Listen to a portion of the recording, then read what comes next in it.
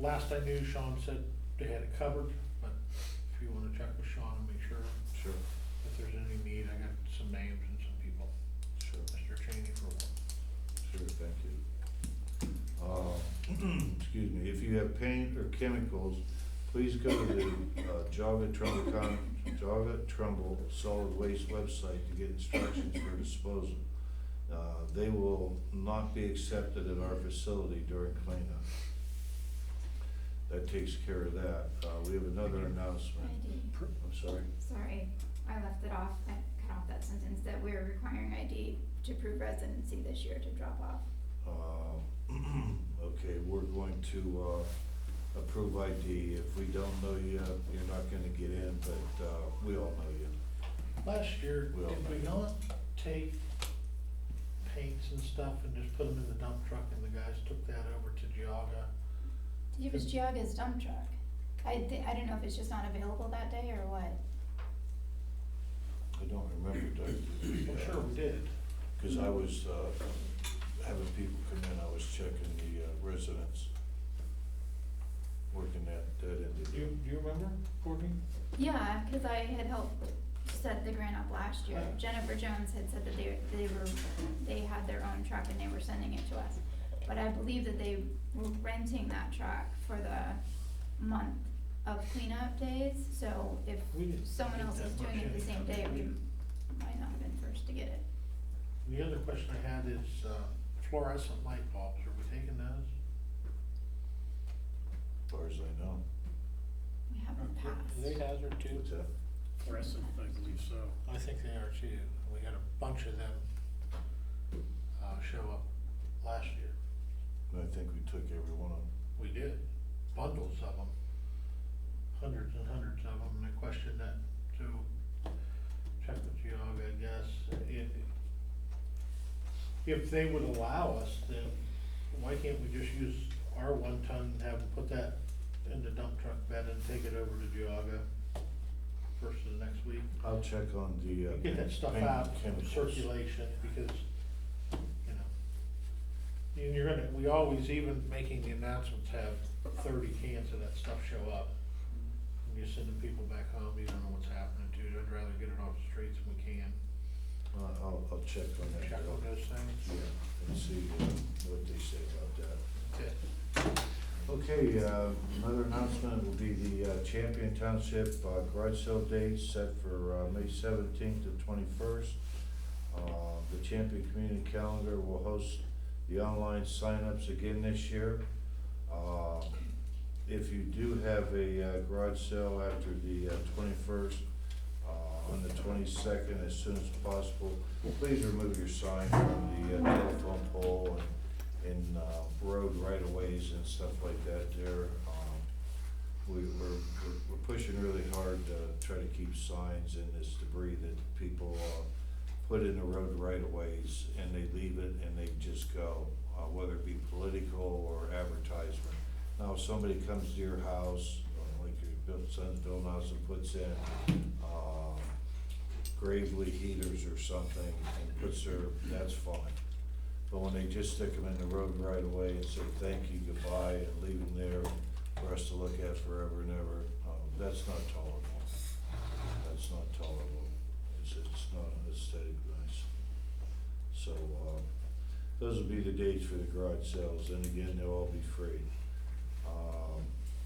Let's see, the board would like to remind the community to get out and support the Champion Township Rotary at their pancake breakfast Saturday, March 11th, which will be coming up from 8 to 11 a.m. at the Champion Presbyterian Church, 4997 Mahoning Avenue.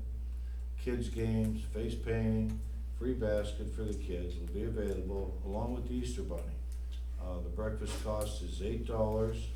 Kids under 6 are free with the purchase of an adult dinner, pancake breakfast.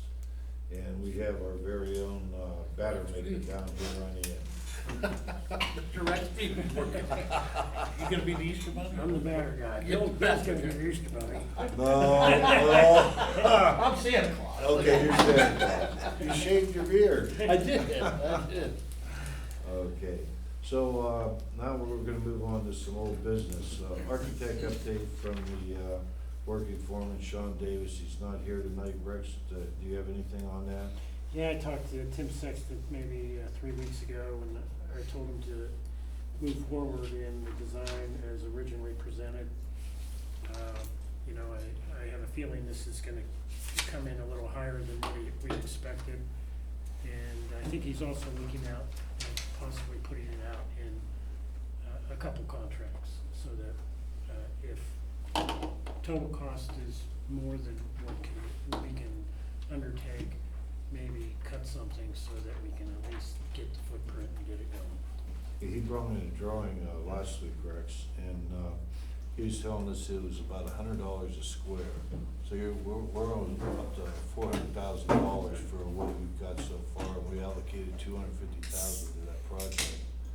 And, one of the things that, I recommended was, like for the police department, we've got that lean-to coming off for 3 bays for them. There's only one individual in the police department, that would be Dan, that doesn't take his car home, leaves it here. And the idea was to keep the cars inside to keep the snow off. But, maybe we can cut that off and curtail the costs on it, because we just can't afford $400,000 for that What were we building. using, police department ARP money for that? I don't know, Doug. Rex, your thoughts on I that? think we initially allocated $250,000. Total. Yeah, I think. Was it split up? I think it was discussed Split it. that we may channel some of the police department's share of ARP monies to That's what I thought. offset there. No, the reason we tried to eliminate that to reduce the cost of the shed coming off, because that's 3 bays, that can always be added on at a later date. I mean, you'll still have your structure there, and I think we have 5 doors on that. We may have to cut that down to 3 bays instead of 5.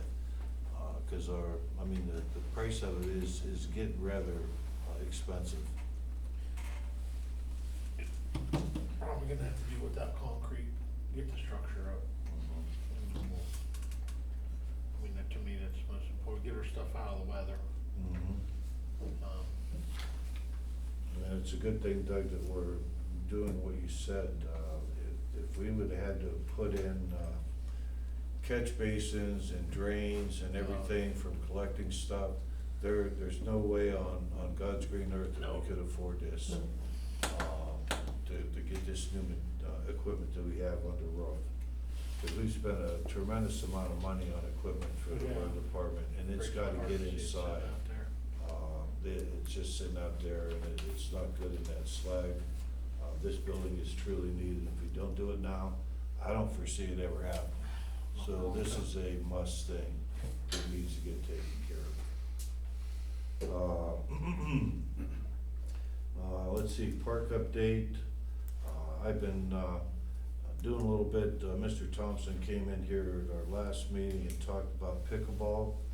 I talked to a gentleman that installs pickleball courts, and, we talked about leaving the facility.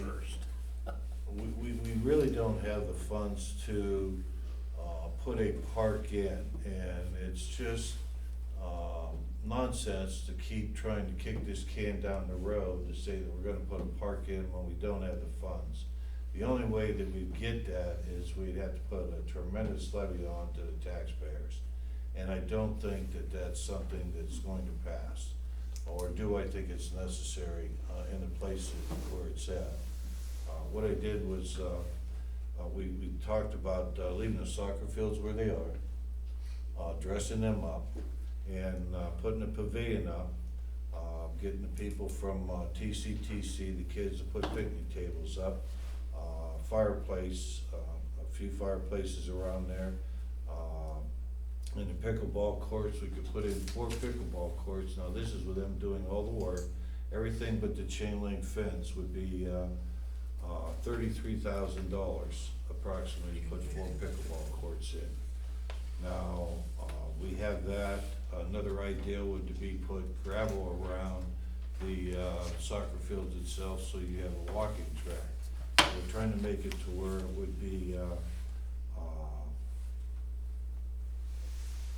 pleasurable and useful for all ages. The playground that exists there right now, we looked at pricing out, instead of this gravel down there now, small wash gravel, like a pea gravel type, we looked at putting down rubber, shredded rubber. They wanted $75,000 Wow. to come in with 4 inches of rubber to put down there. We thought that'd be safer coming off a slide or tripping or something. $75,000. So we thought, another idea came into play where tie that off, condense the playground area over there, 4-foot fence running across there. It all needs to be painted to look aesthetically nice. I mean, you could have a nice thing over there. They have the concession stand over there already. It's just a thought. We haven't talked as a board on this yet, but it's paring down something at least to give us something for the community at a very minimal cost. Now, it won't interfere and you've seen the drawings here before, if we were to put up a new fire station, a new administration building, a new police station, that wouldn't interfere with any of this. The only thing that would, the pickleball court would be out in front. Now, that would be something, and it'd be a long time before that ever gets built. A long time. That can's been kicked down the road, and I don't think that'll ever take place in my lifetime. It'd be nice, but I don't think it would. But it would be visible, it would be safe, and the pickleball courts, most of the people would be playing during the daytime, so you wouldn't need lights. We looked at tarping for the back, that would be the west side, the fence there, for the residents that live on Louise and those streets over there to cut the noise down. Where is this gonna be? This will be where the elementary school was, where the soccer fields are. The pickleball would be right by the parking lot, because it has to be paved anyway. So we're gonna try to get bids from Young Paving, Mr. Grayson, have him come over now. This $33,000, this is for them doing all the work themselves. We can dig that out ourselves and put the rock in and cut this cost down tremendously. So I'm real excited about it. And it'll get us going. It'll be better than 2 birdhouses sitting in the back. And that's what we have right now, is 2 birdhouses.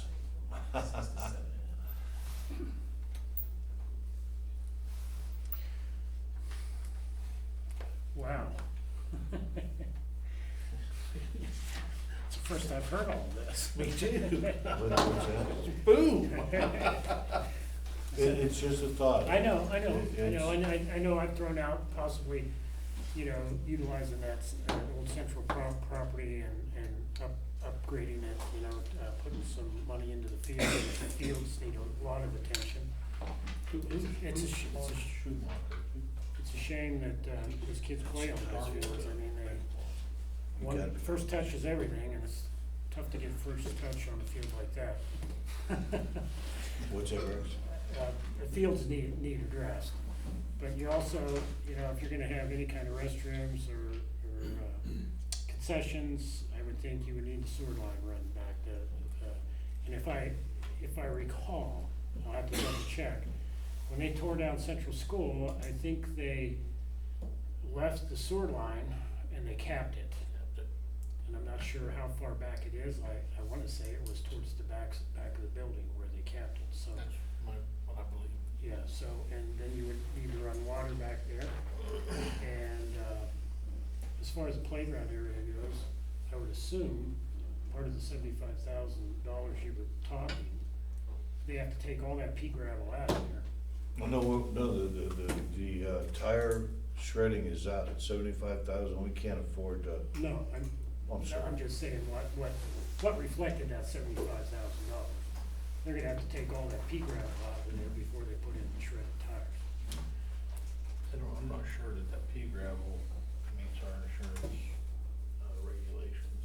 All the parks that I look at on the website there, they either have the gravel that we have, they have mulch, or they have that tire stuff. But $75,000 is. But another thing, if, it's, I don't know who you've contacted, but we can't spend any ARP money on a company that isn't gonna charge, prevailing wage.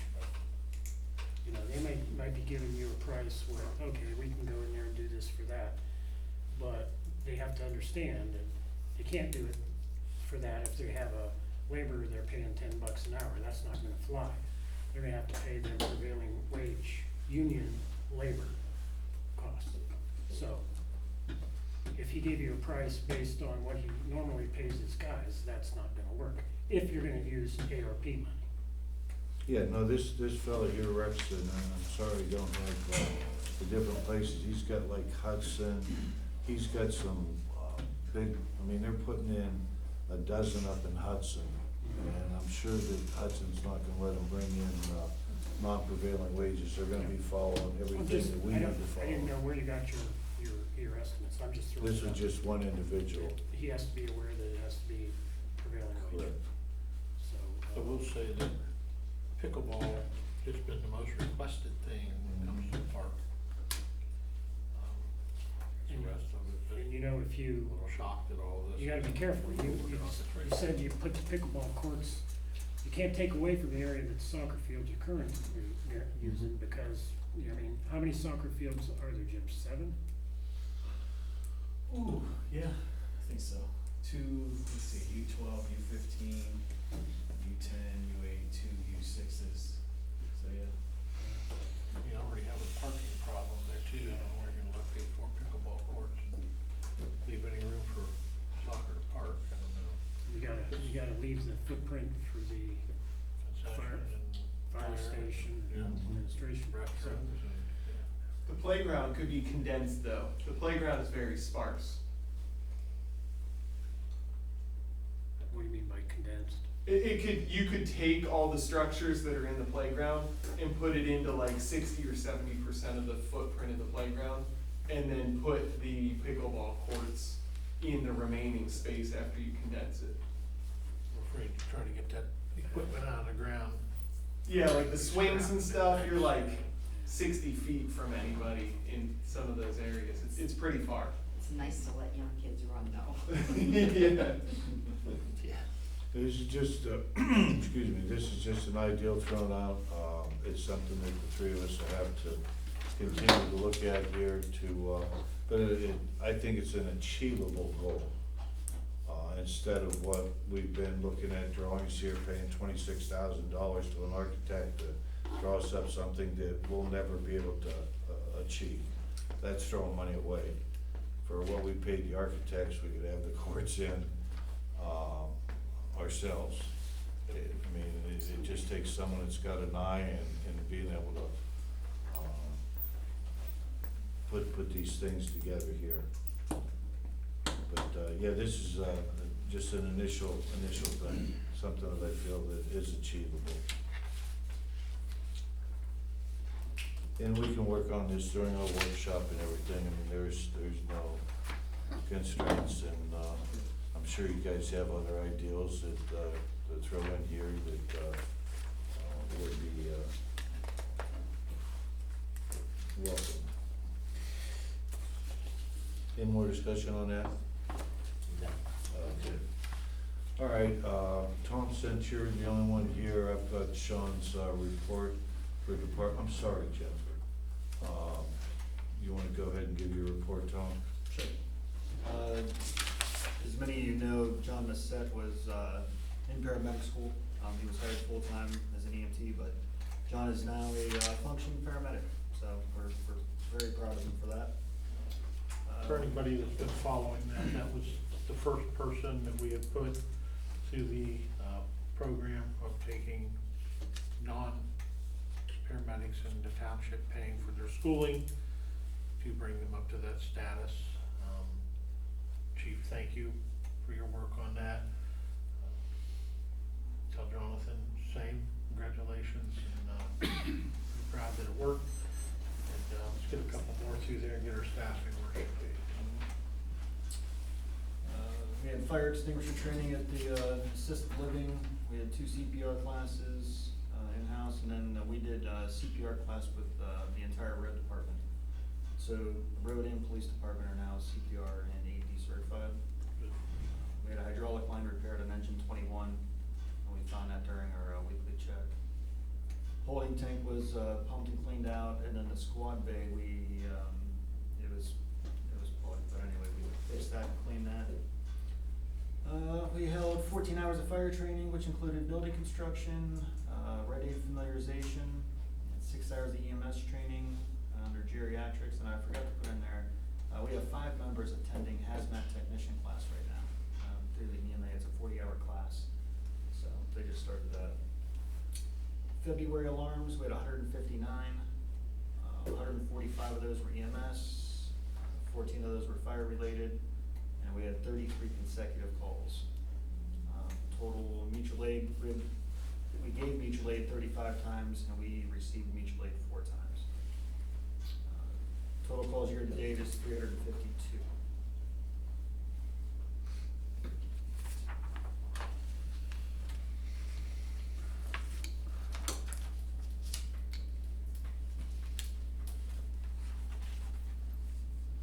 Tom, the 4 mutual aids that we received, Bezetta, Bristol, Bezetta. Well, Bezetta, and then one was a possible fire, so we had multiple. that was fire, everybody comes. Yeah, exactly.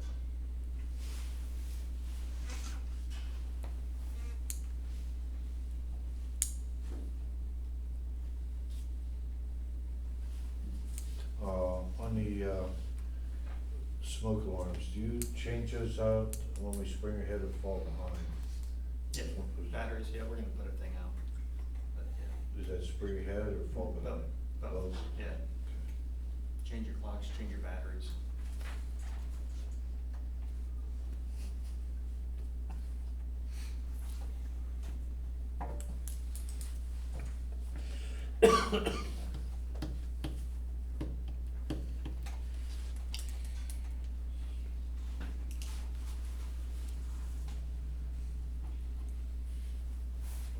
Anything else for Tom? Yeah, I'm good for Tom, thanks. Okay, Tom, thank you. I'll go down through the, Jennifer, do you have anything? No? Okay. Before we get to public comment, I'll give the, road departments. We already did the crack patch, we approved that, what's the matter? Pterodactyl up there. Huh? There's a pterodactyl in the lake. Pretty big. Big B. I think we're okay. Solid roads, one time in February, used 26 tons. Cold patch roads, and if you noticed, the way the weather's been, the cold patch we put in, it's not very long before it pops back out. Wish there was another way of fixing these things. We picked up the new truck for the road department at RG Banks. We'd like to thank Russ Banks for, that. We got the new truck undercoated at Bulldog. Did a lot of ditching on Templeton. I believe they went from, Kincaid, coming north and on both sides of the road. Cleaned off basins and roads for water to drain. Fixed street potholes on Pierce, which there's a ton of. Put up, new street signs on Woodrow. Took truck number 3 to Warren Spring to get a rear spring put on due to a broken spring. That, I believe, when we were out, surveying some roads, that spring from Warren Spring was dug $2,500. For the price of that is just astronomical. No, we're way up. Wow. Fixed turnarounds with grindings. Mosquito spraying this year is $1,800 a time. And are we spraying this year? We haven't made a decision. Last year we didn't spray. This year I guess we'll determine whether we're going to spray or not. There's been a mixed feeling about that, whether it's just a feel-good thing, how effective that spray really is. Be nice if the Board of Health would drop pellets like they did for rabies raccoons into, with a plane to kill the larva, and they get it in the water, then we wouldn't have to spray. Because there's a lot of places, there's several places where they're raising bees and they don't want, that. In fact, I was reading something where I think a bee's life is only 40 days, What's but that? that's beside the point.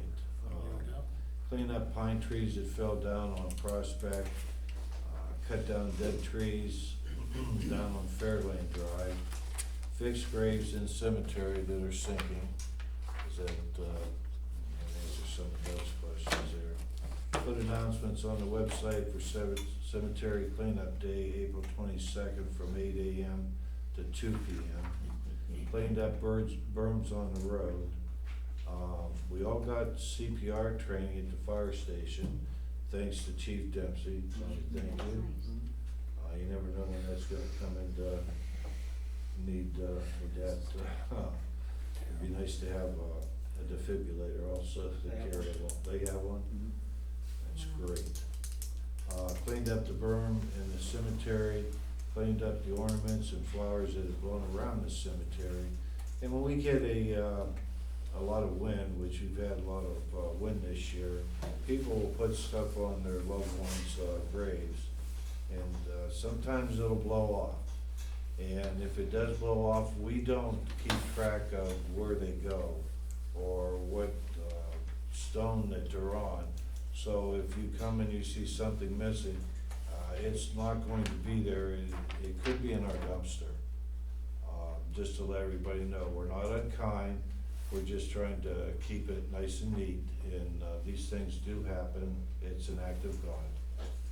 So bear with us on that.